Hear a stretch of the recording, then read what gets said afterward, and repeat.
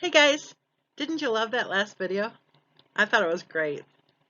I thought it was wonderful to see Bella and Cece both being able to be children, to feel loved, and to know that the attention was on them. I thought it was really cool. I was glad to see that video, and I was glad I could figure out how to put it into a video too, because that was kind of tricky. I'm not sure I would know how to do that again, but we'll have to see because I have another video to show you. And it's interesting because in the next video, Christopher Watt's wife is laughing out loud with her in-laws and with her children. And her laughter sounds genuine. And it got me to thinking, could it be that we've been getting lied to all along? I mean, we've been getting lied to about so many other things, right? But take a look at the timeline. There were 2 years before the wedding where everyone got along just fine.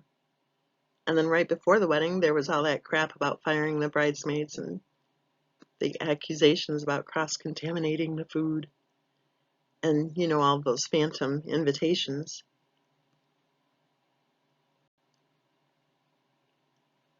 But guess what?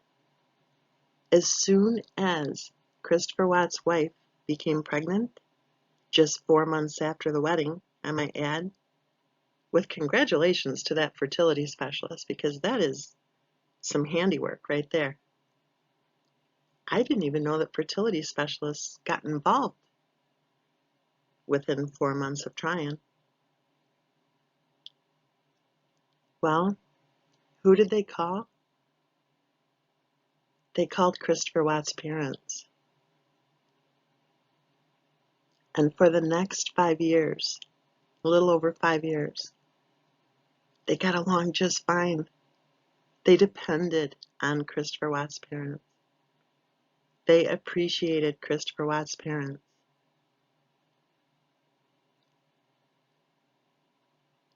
And I think, quite frankly, that Christopher Watt's wife at times tried to emulate the behavior and the appearance of his mom and his sister both.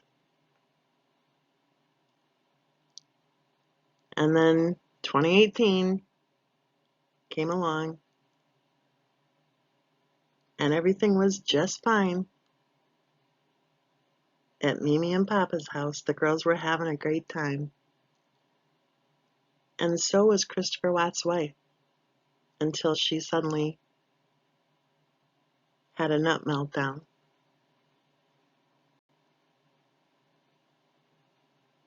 Think about this.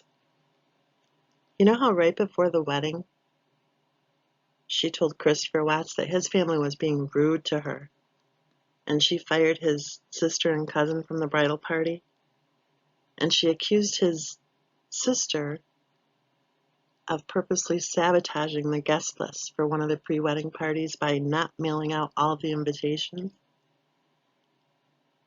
And she accused her future mother-in-law and her future sister-in-law of cross-contaminating the food, because remember, she was gluten intolerant that day.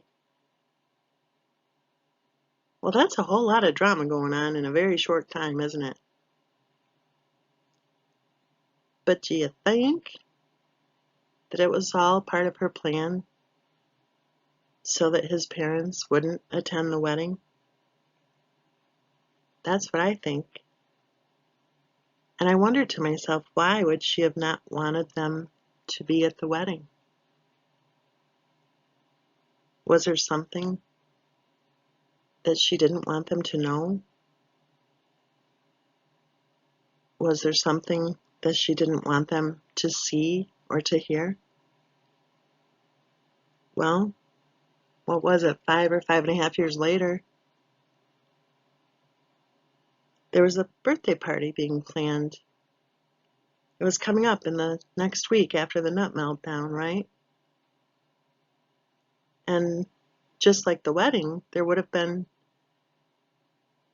people attending the birthday party from both sides of the family. And I wonder